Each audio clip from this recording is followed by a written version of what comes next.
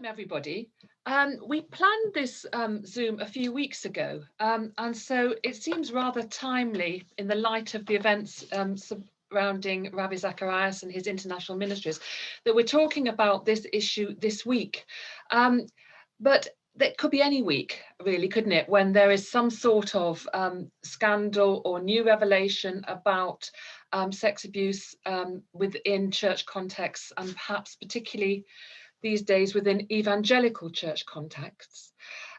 So I'm really delighted to have gathered a panel of contributors for a transatlantic conversation about the structures and theology that allow this abuse to take place.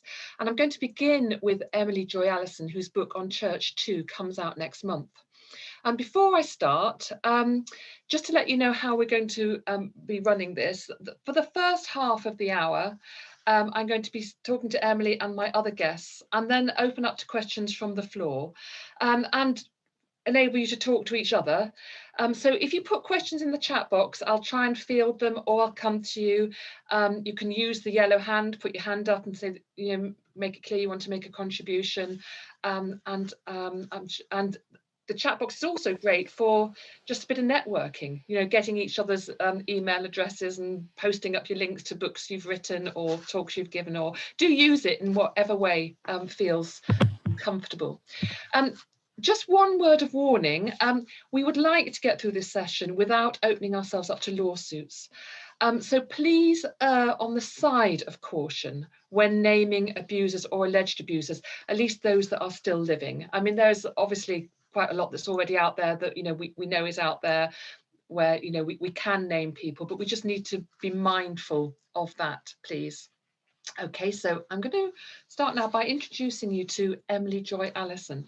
Emily is a performance poet, writer, theologian from Nashville in Tennessee, and one of the two women who coined the ChurchToo hashtag in November 2017.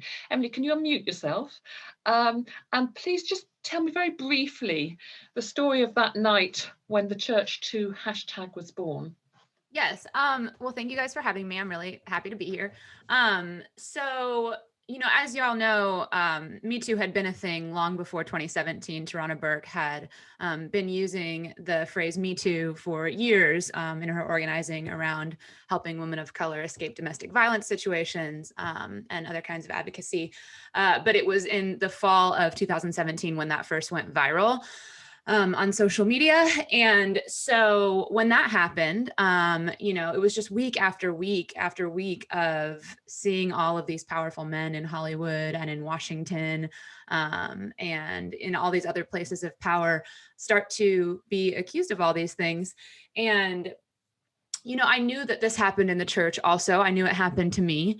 And anecdotally, I knew that it happened to other people too.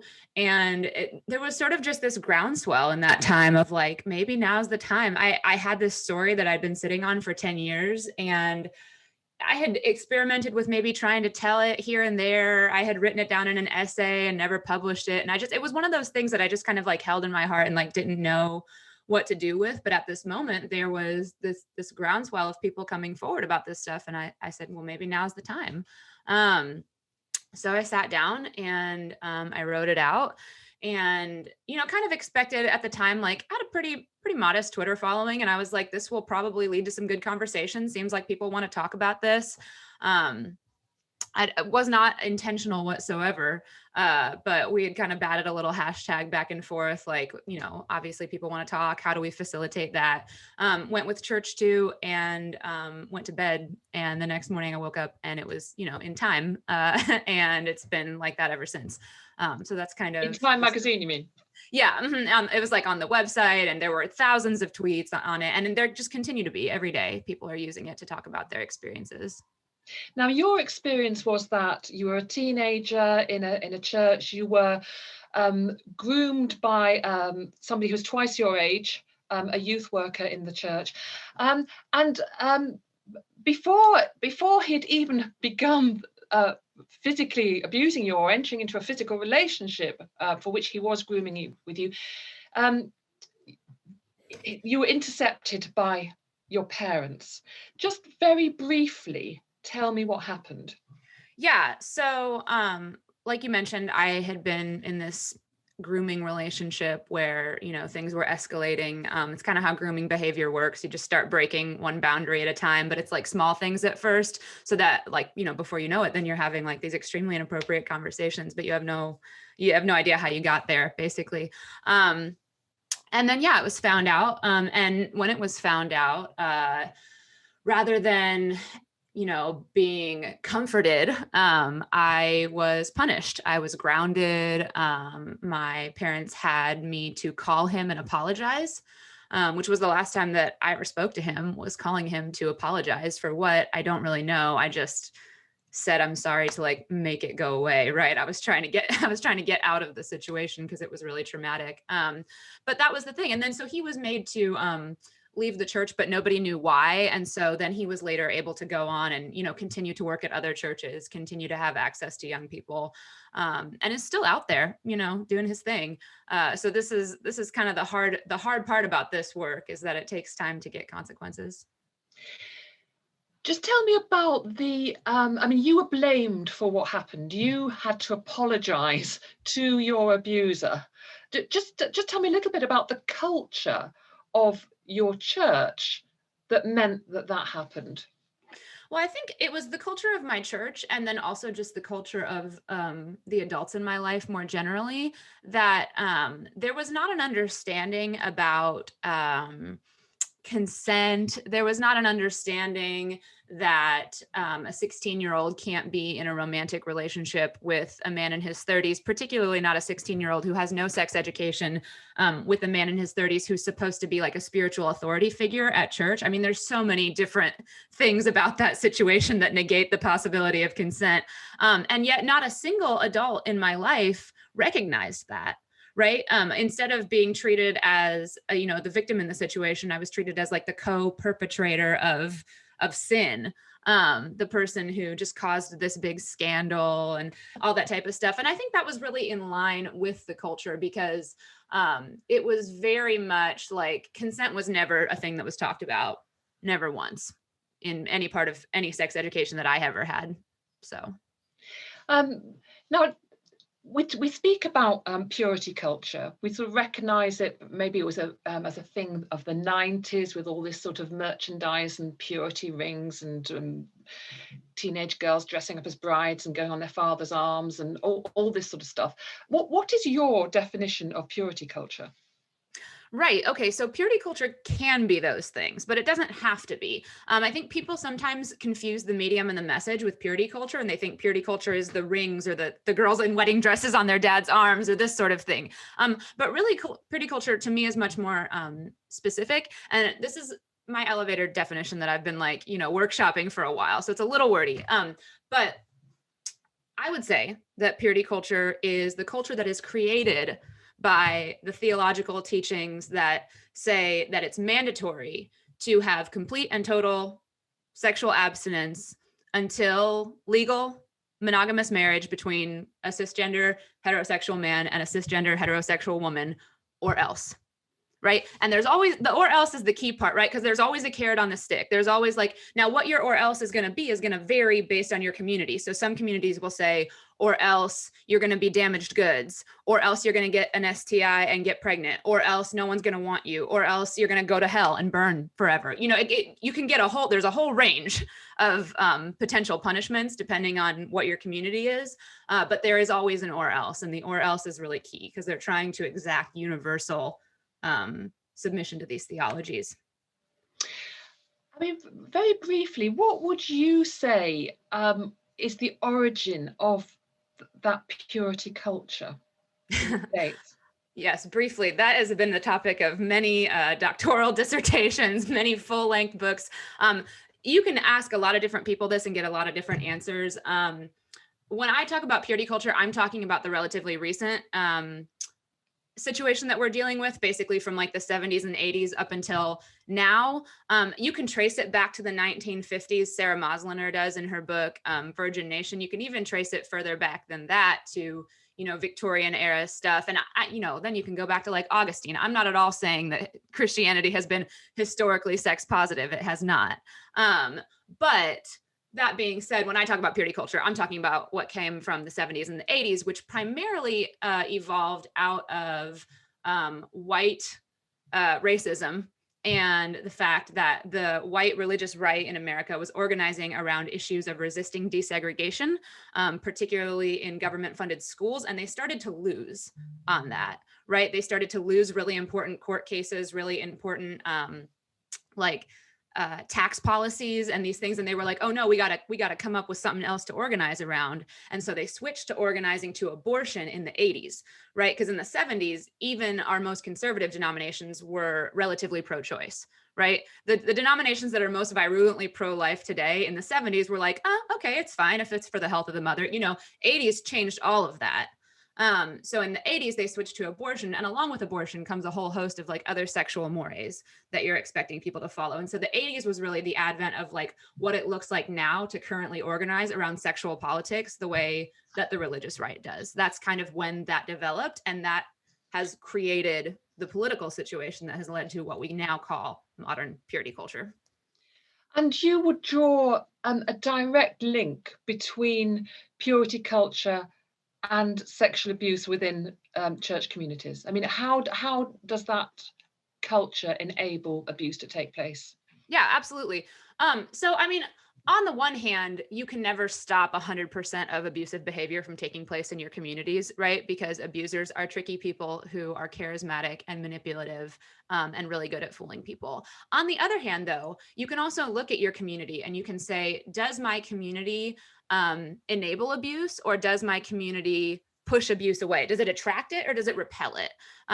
Does it make it more possible or less possible for someone to find their victims here and like get away with it? And when you look at the theologies of purity culture, and this is how I lay it out in my book is organized by theological idea. So each chapter tackles a different theological pillar, you might think of it, of purity culture, and talking about, okay, how does this actual theological idea not only just attract abusers from the outside, but also we're kind of in a lot of ways in evangelicalism, like home growing our own abusers, right? We are discipling particularly men in the American evangelical church in ways that allow them to think that really messed up ways of interacting with women specifically and marginalized people more generally are actually like holy and good and biblical. And we're telling them because you were born with a penis, then you get to do whatever you want, basically, and you're in charge, and women should go out of their way to affirm your sexual convenience. Basically, I'm going to dress modestly so that you don't lust after me and all these things. And so we are attracting abusers from the outside, but I think we're really home growing our own abusers too with the way that we are discipling people theologically in our churches. Now, I don't know if Robert Down has been able to join the call yet. I hope the time zone hasn't got in our way. But he's also from Texas, and they've had a lot going on this week. They have. He was due to join us, but it's quite interesting that 3 months after you posted the hashtag ChurchToo, he had a front page on the Houston Chronicle, just filled with mugshots of people who were abusers within the Southern Baptist Convention.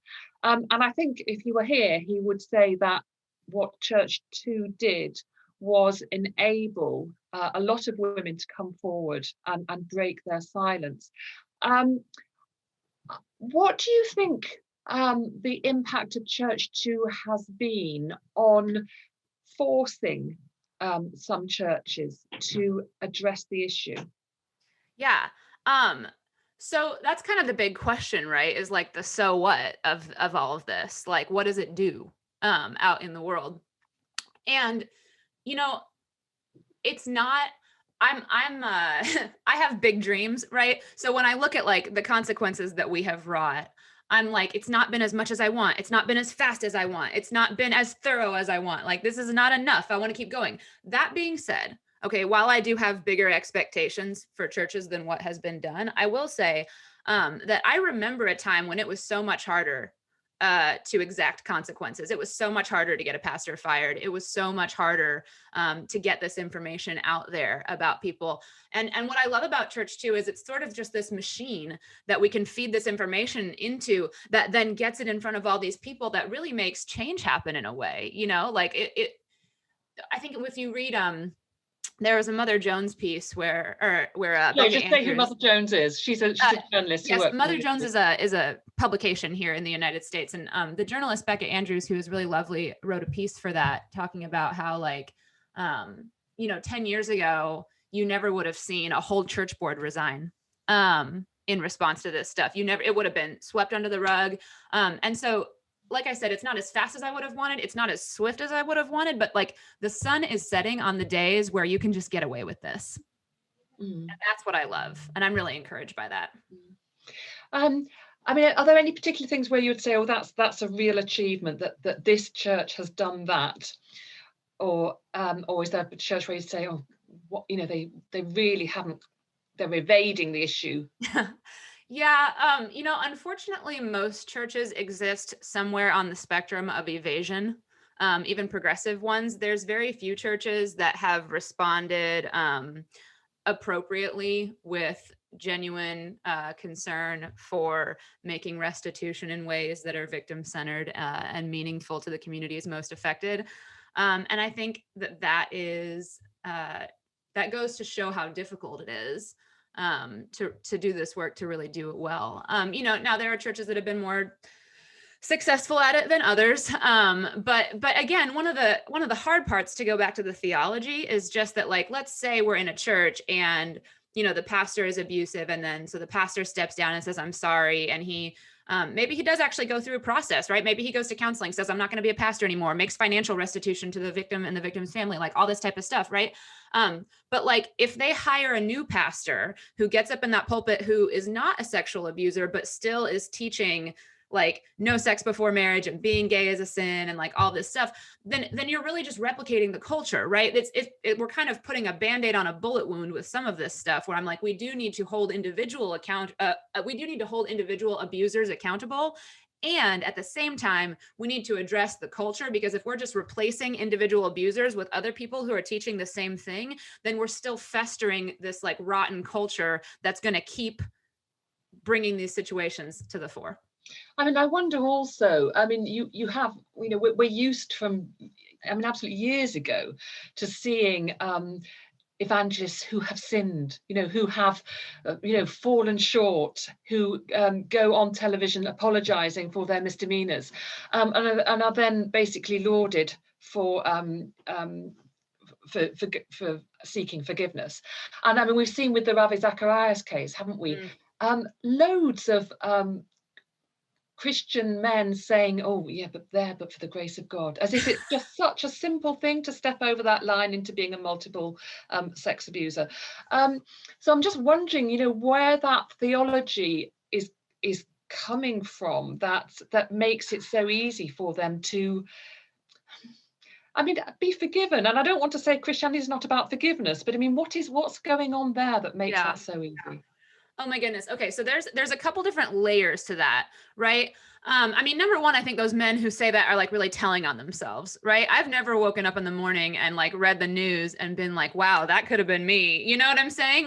But these men are really telling on themselves and what they think about women and marginalized people more generally, number one. But number two, I do think, and I think you're going to talk to one of your other guests today about how purity culture affects men. But I think that one of the ways that purity culture affects men is it tells them they're these terrifying, horrible sex monsters, right? Who just at the drop of a hat could do something horrifying if women don't dress modestly enough and help them with their sexual boundaries enough. And it really does make men out to be monsters.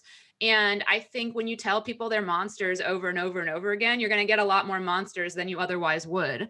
And so that's part of it, right? Part of it is these men have been discipled their whole lives to think that they're insatiable, unstoppable sex monsters. But the other thing is that in Christianity, we have this thing that some people call sin leveling. And sin leveling is when you say that all sins are equal in the eyes of God, right? So it doesn't actually, genocide, stealing gum from the gas station, equal, right? All sins are equal in the eyes of God. They are all bad things. And it's only our limited, finite people vision that makes us think that it's different, right? So we look at somebody like Ravi Zacharias, and people are like, well, like his sin's basically the same as mine, which makes it much easier to quote unquote forgive. It's not real forgiveness, it's cheap forgiveness, but it makes it much easier for people to extend this fake cheap forgiveness and allow these people, Ravi Zacharias is not with us anymore, but his ministry is still trying to go on, the people in charge of it, and allow these people to continue doing what they're doing without making very many, reparations, without making restitution. Sin leveling unless you're a woman wearing a crop top. Exactly. Yeah. Right, and I'm not sure if Linda K. Klein or Robert Downen are here. Can you unmute yourselves and shout? Thank you so much for getting us. So you've heard what's happened. So I would like, before we talk about purity culture in the UK, can you, Emily's spoken a little bit about its origins in the States, but can you talk a little bit more about that? And can you particularly talk about the sort of sanctioning of purity culture through state-sponsored abstinence programs, and explain what those are for those who haven't heard of them over here? Yeah, absolutely. So this is actually a great question, because I can kind of pick up where Emily Joy left off. Emily Joy left off with this political sort of beginning in the 1980s. And that's also when the money started to flow for abstinence only before marriage education. So since then, over $2 billion of federal money, much of which required state matches, has been generated for abstinence only before marriage messaging. Every single state, except for California, has accepted this money and come up with their match. So how much money are we really talking about? It's really difficult to really kind of take in the mass amount of money flow. So a little bit of context. One of the things that was also happening at this time is that we were in the AIDS crisis. There was a lot of anxiety across the country, across the world about sex. People were like, how do we keep young people safe? How do we make sure that young people don't die? And there were a lot of different theories that were being posited. There was a large group of people who were talking about the importance of comprehensive sexuality education. And then there were others who were talking about abstinence only before marriage education, right? Now, ultimately, the abstinence only before marriage education population is the one that kind of won the day in many ways. That's where the majority of the money went. So you start to see all of a sudden a huge amount of money for something that very few sex educators actually do. I don't know if you've ever hung out with sex educators, if you've ever been to a sex education conference, not a whole lot of abstinence only before marriage teaching, because we know that it's highly ineffective at actually meeting the goals that the government wanted to meet.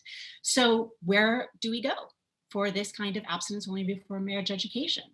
Well, the evangelical population that had been doing this in their kind of sidelined way for a very long time was a great place to go. In fact, one of the things worth paying attention to is that the purity movement teachings, like the daddy-daughter dances and the rings, the kinds of things that you were talking about that are kind of these sparks, right? Even in evangelicalism, were considered kind of extreme, right? It was like the fundamentalists that were doing this.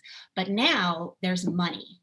Lots and lots of money for this purity messaging. So some of those sidelined things become center stage in evangelicalism, which is 25% of our country in the United States. So, and certainly was at that time, the numbers are, kind of in flux. But so suddenly we have that population, that 25% of people, the young people within that group, getting absolutely saturated with this message. It is everywhere. And a lot of young people start to get the impression that it's actually the way that they go to heaven. It's the most important thing that they can do to make sure that they will have a happy, healthy life. And the same message starts to find its way into public schools, starts to find its way into international aid for HIV, starts to find its way into grassroots organizations. And suddenly this message, by the early 2000s is on stage at MTV. Right? You have Disney stars who are talking about it. So, very briefly, what's happening to this funding now? I mean, is that funding still, state funding still happening for abstinence programs, or has it stopped? There is still a great deal of funding. However, we are talking about less money, and you can see the way that the purity ethic has, really changed very little, but you can see the way that the purity movement has quieted as soon as the money started to dry up, frankly. So in 2008, it was the completion of a 9-year congressionally mandated study that found that abstinence only before marriage messaging in public schools was highly ineffective. It didn't substantively change the first age of sex. It didn't substantively change the number of partners. It didn't substantively change whether or not people had sex, which was, some of the aims of that money in public schools. So we did see a real decrease in money at that point. However, in 2016, with the change in administration, that money started to go up again. And again, if you could quite briefly, I know that you've spent a little bit of time in the UK and you've looked at the difference between purity culture here and in the States. Obviously, funding is a key one. Are there any other differences that you'd point to? So in 2018, top of 2018, February, so very right around the beginning of ChurchToo, I took a trip to England for a couple of weeks. And I was really specifically looking at how is this showing up, there? Are people actually being impacted by it? Is there a lot of work going on to address it? One of the things that I found out because of this audience I just want to share is that there, first of all, is a lot of work being done on the ground. When I was there, I was able to pull together about 30 people who were doing work in England. Some of the folks that I would love to put on people's radar, Eleanor Young and Kate Mounts of the Beside Ourselves Collective, which is a clowning comedy duo working on purity culture. What's that? Kate's here? Oh, great. Awesome. Natalie Collins, who specifically looks at abuse, oftentimes in the church. Kate Monkhouse and Alec Huzzy of 223, LGBTQ group of folks, largely who grew up in evangelicalism. Great writers like Vicki Walker and Kristen Ahn. So anyway, lots of work being done. And why is there work being done? Because there's hurt on the ground. One of the things that I did is I hosted a story exchange while I was there.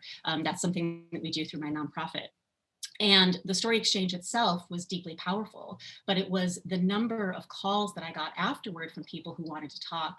I had a lot of flat whites with folks who said, not only are we hurting, but we are less able to talk about it here than in the United States. Right, okay. In the US, in the US, it was starting to be something that we could talk about. When I started my research 16 years ago, we couldn't talk about it. Right.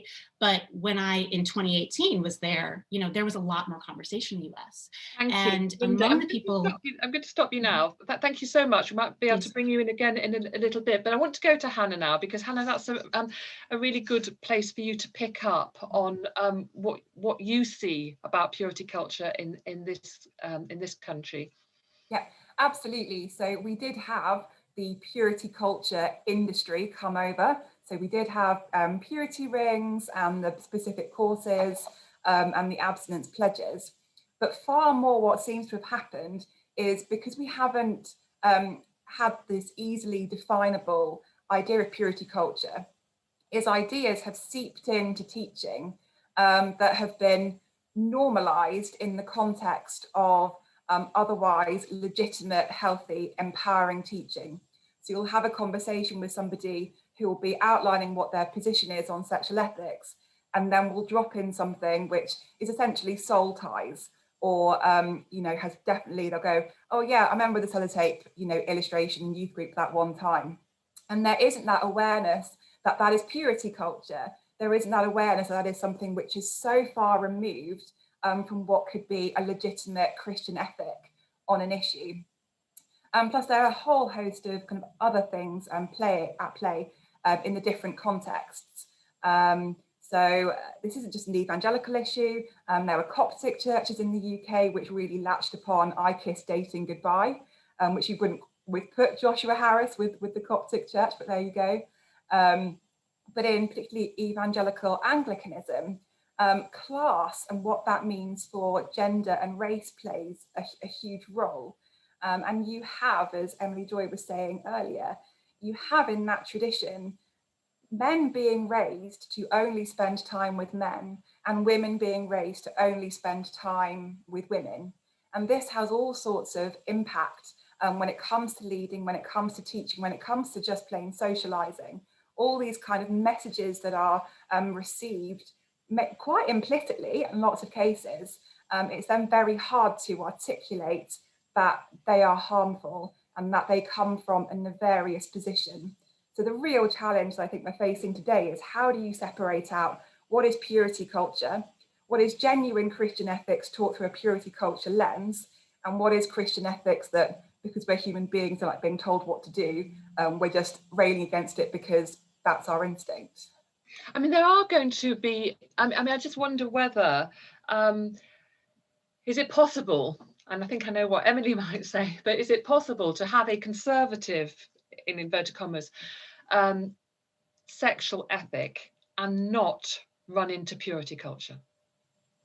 Yes, but the amount of work that you have to do is immense. The amount of power literacy that you have to cultivate is a lot. And you have to be so aware of all the different pitfalls that you might fall into. And what you really require are people from outside of that tradition to hold you accountable, to be those prophetic voices which say, well, yes, but what about this? And what about this? Because there are habits, there are customs, there are linguistic tools that we all use in our own tribes, which make sense to us and which we think are fine, but to another person with another perspective, they offer the opportunity to say, hold on, how you constructed that is not okay.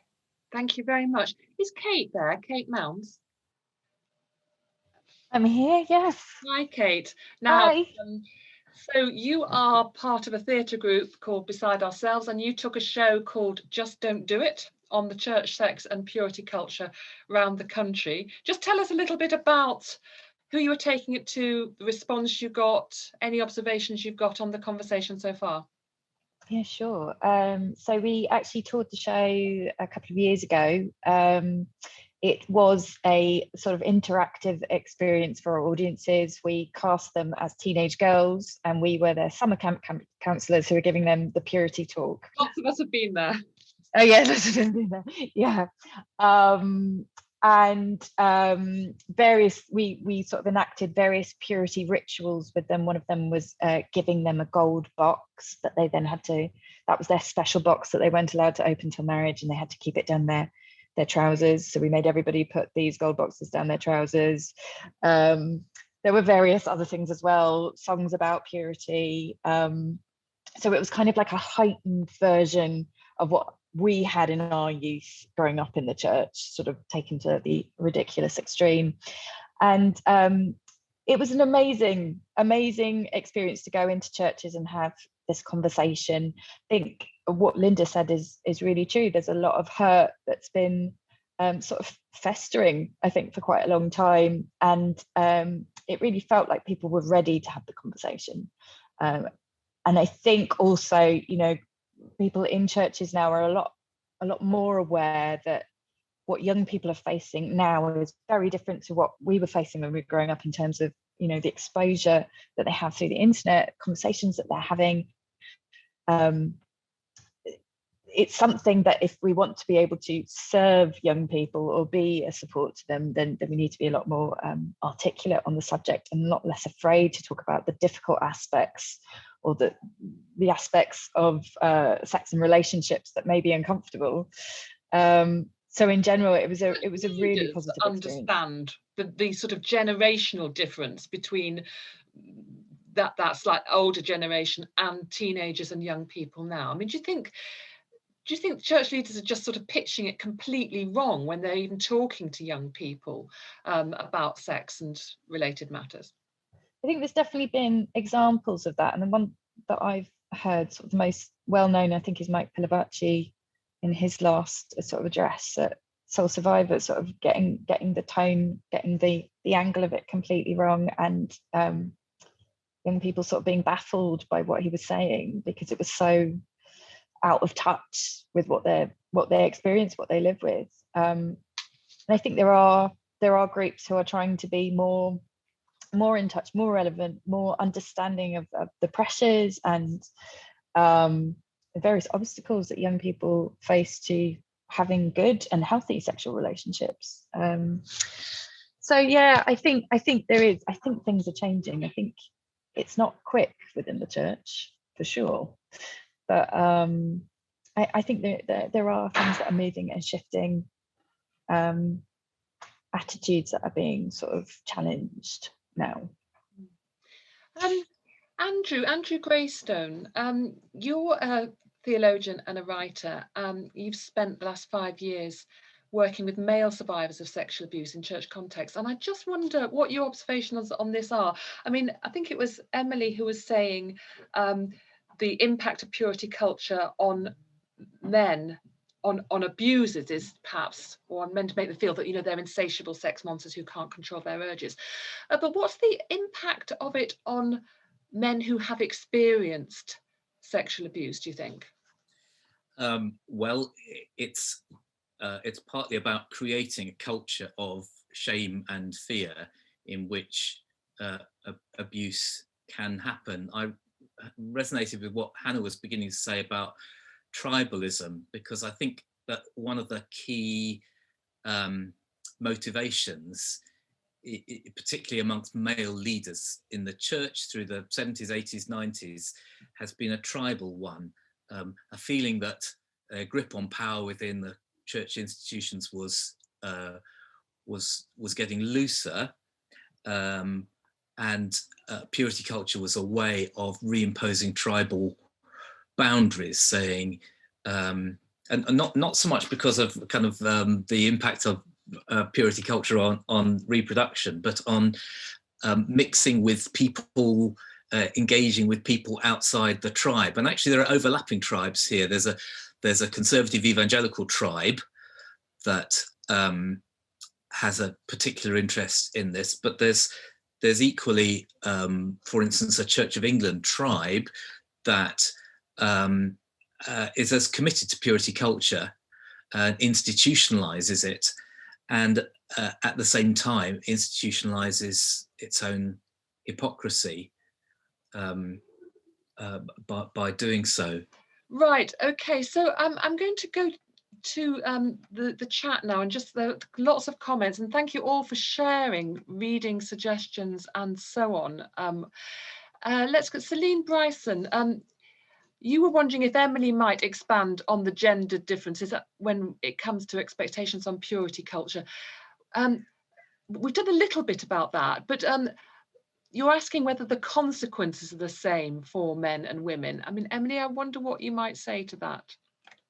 Yeah, that's a great question. I do think that purity culture hurts people of all genders in various ways, right? So I don't think that there's any way that you can get out of it necessarily without having something said about your personhood that is damaging in purity culture. I do think it's different, but I do think that people of all genders are hurt by purity culture. I think particularly when you look at consequences, like for example, I can't remember who talks about this. I think it's Jessica Valenti that talks about this. I've read so many books about this in the last 6 months because of finishing my book. It's like my brain is full of research. So I think it's Jessica Valenti who talks about how like when a woman like sins sexually, quote unquote, let's say, for example, has premarital sex, that is often framed in terms of like this thing that changed who you are. It changed your body. It changed your soul. You were a virgin and now you are no longer a virgin. And it's this existential shift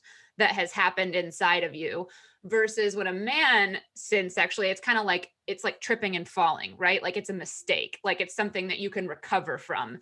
And, you know, it doesn't affect who you are. And a lot of times this is, you know, said, oh, because look at all these men in the Bible who did terrible things and God still loved them and all this type of stuff, right? Which explains why sometimes, you know, these abusive men can bounce back so quickly. So yeah, I do think that purity culture harms women, harms men, harms people of all genders. But I think it can be different, which is just, it's kind of a part of privilege, right? Like privilege insulates us in a lot of ways, right?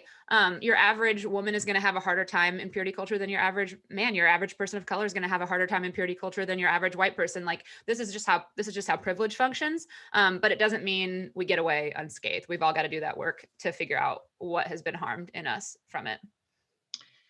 Right, Sophia Smith-Gaylor, you've got a question. Hi. So I'm a religion journalist, a faith and ethics reporter with the BBC World Service. And next year, I have a book out about modern attitudes towards virginity around the world. So I'm like massively fangirling right now because Linda, I've read your book. Emmy, I'm looking forward to reading your book. Hannah, it's been really fascinating hearing what you're talking about. I am a Brit and I consider myself a victim of purity culture in a way to which you were talking about. I had two questions, but I'll ask the first one. I've spent a lot of time because of the book in digital spaces now, sort of abstinence influencers now who are long after this purity funding has dried up in the US, are still preaching these kinds of messages. And something that I've really picked up on is a lot of imagery that's used when people speak about persecution. And the idea that believing in having an abstinent or virgin identity is something quite politicized. And I was just wondering how you feel the conversation is now, whether you too also see it sort of morphing more towards a kind of identity politics now that not so much funding is there, or there was a bit under Trump, but what do you see now as being the kind of language of influence that people who are still perpetuating the message have? Okay. So one thing, this is when whoever it was that was talking about generational differences. So this is a big generational difference. I mean, unless you want to call Joshua Harris like an abstinence influencer, like we didn't really have that growing up, right? That was kind of like before, but now there are like a ton of like people with 1 million followers on Instagram who are Christians who are talking about how either they're abstinent or they were abstinent. Now they've been married for 3 months, given advice about how to have a good sex life, right? But they've got the people are eating it up, right? They're eating it up and everything is perfectly curated. It's like they've got this fancy DSLR camera and they're like taking all these beautiful pictures of their life with their palm plants. And they're like, Jesus helped me be abstinent. And you know what I'm saying? I mean, I'm being facetious, but like, this is the vibe, right? Is we have this whole group of Christian influencers now. And I think that's kind of a unique thing that's happening currently is in influencer culture. Christian people who are trying to promote abstinence only have carved out a space for themselves in influencer culture. And it's like you can sell flat tummy tea or you can sell abstinence, but you basically do it the same way. Usama Hassan, you've got a question. Yeah, thank you to all the panelists. Fascinating listening to you all. I just thought I'd offer some reflections, but it's more comments actually, which is some reflection on the Muslim community dynamics here based in Britain. Because I think, there's lessons to learn for Muslim community, and I imagine for other religious communities also. So thank you. So one is just to say gender segregation. Somebody mentioned, men brought up with men, women with women. I mean, that's the norm in devout Muslim circles in the UK. It affects millions of people. The vast majority. All our mosques are still gender segregated. So that's kind of quite normal, and we have a lot of these issues. So there's all these kinds of issues going on. I would agree with the question that I think a lot of Muslims, say devout Muslims, would say they would look for a conservative sexual ethic without necessarily having a purity culture, because I think we have a problem with the purity culture also. Well, Linda K. Klein would like to respond to what you're saying. Linda. I just wanted to say that one of the things that's worth noting is that the Evangelical Christian Church in the United States has built alliances with a lot of these groups that have conservative teachings around gender and sexuality around the world. And in fact, I had a really interesting conversation with someone from the Carter Center who was trying to do gender equality work and sexual health work across the world, and was regularly told by leaders leaders, particularly religious leaders, oh, no, we've got the stamp of approval for our gender inequality already. We're in relationship with the white evangelicals. You know, they've told us that this is godly and this is good. So actually, you know, this larger culture is really important to pay attention to, and this purity movement has its fingers all over it. I think it's also very interesting about, you know, the concept of modesty. I mean, we read a lot about modest fashion these days, which is often really very much driven by the wish by Muslim women and other women to sort of to dress modestly. But a kind of danger, I don't know, Emily, whether you could speak to this, that this can be sort of almost co-opted by the purity movement and by you know, by churches who want to sort of protect that message. I don't know if you and it can kind of be misused in a way. I don't know if you could. I think we had a conversation about that a little while ago, but the different ways. Yeah. No, I can say just a small thing about that. I think really it's ironic too, because white evangelical communities tend to be virulently racist and very judgmental towards other religions, especially Islam. And so there's that part to keep in mind when we're talking about the way this gets outsourced and appropriated. But at any rate, for me, I think it has a lot more to do with the intention behind it. And I'm generally speaking, I'm a much more like intention over impact over intention person, but I do think the intention matters because I don't think there's a way to say, well, you have to dress modestly in order to not cause men to stumble without being like having purity culture, right? Like that's purity culture. But that doesn't mean that you don't dress modestly, like if you don't want to. I mean, when we talked about it, I was like, I don't wear a bikini in the summer, not because I'm afraid of causing a man to sin, but because it doesn't make me feel good. I don't like how I feel in my body. You know what I'm saying? Like that, there's plenty of reasons why it's perfectly acceptable to dress in a more modest way.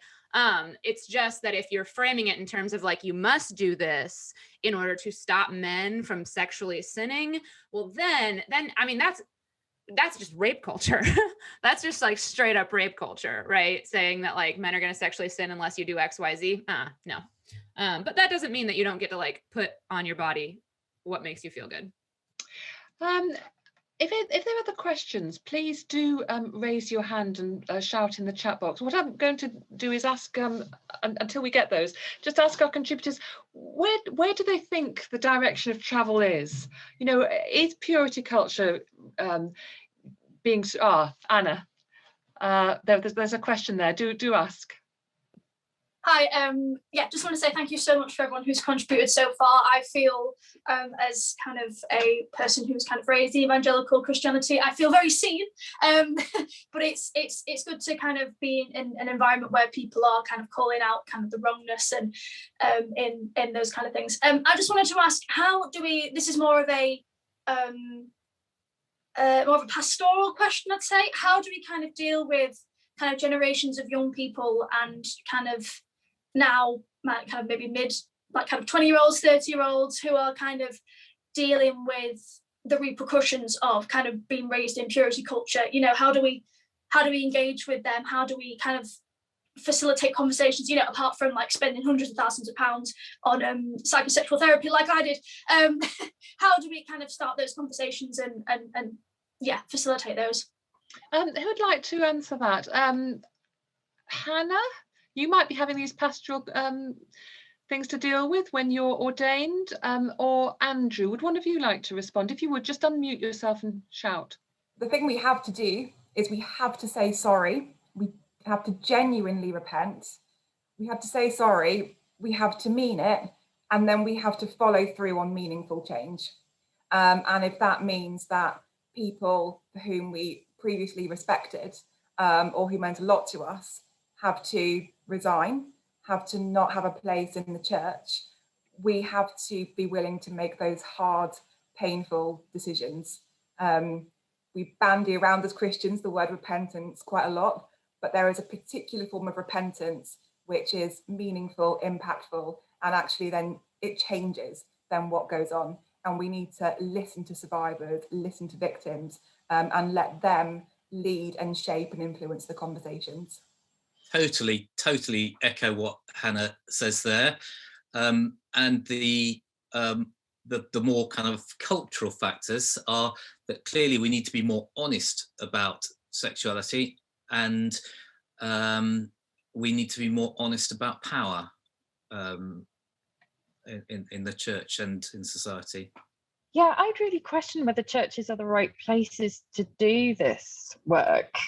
I think there's so much, I mean, talking personally and also considering myself someone who's been a victim of that outlook, the sort of purity culture outlook, I think for me, it was like, you know, I needed to get out of that environment to be able to really start to heal. And so I think, you know, there's potentially a need for things like what Linda's done in the States of setting up a sort of separate network of people who are potentially removing themselves from that situation to talk about it and become a support network to each other. Because I think actually, you know, the problem is this so ingrained, this way of seeing the subject matter. You know, you talk about like challenging power systems and so on, and that's long-term work, and people need the support now. So I think in the future, potentially churches will be able to step in and do that, but they have to do so much self-work right now to be able to make genuine apologies, and that's not an immediate thing. So one of the things we've been doing through Break Free Together is these story exchanges, because there is only so much healing that you can do on your own. My healing came via story exchange and the healing of so many other people I know. So finding places where there are people who understand. And actually we started in the church.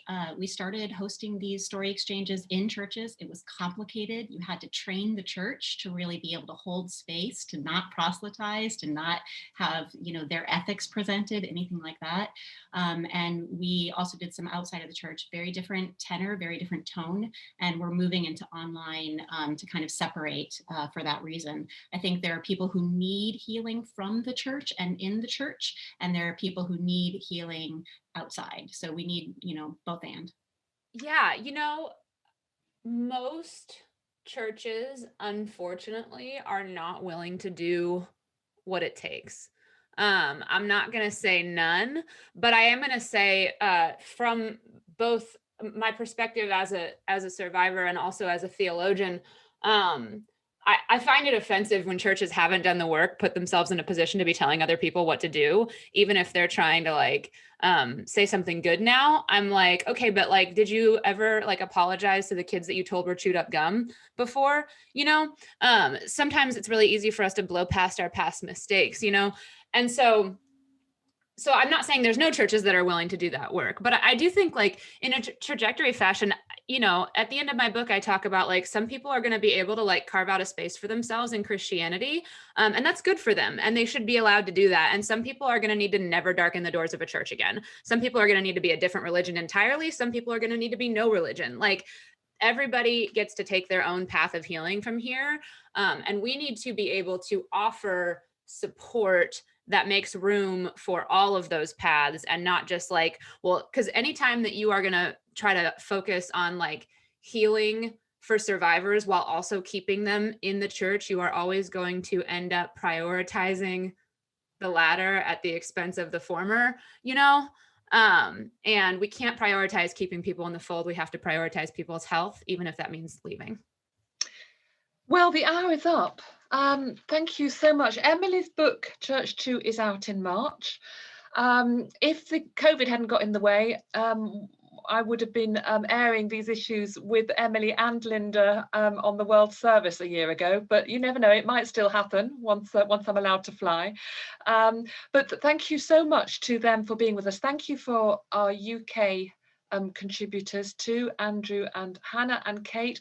Thank you all for taking part and for all your generous contributions in the chat. I know that I'm sure you've all benefited from that as well as from the conversation.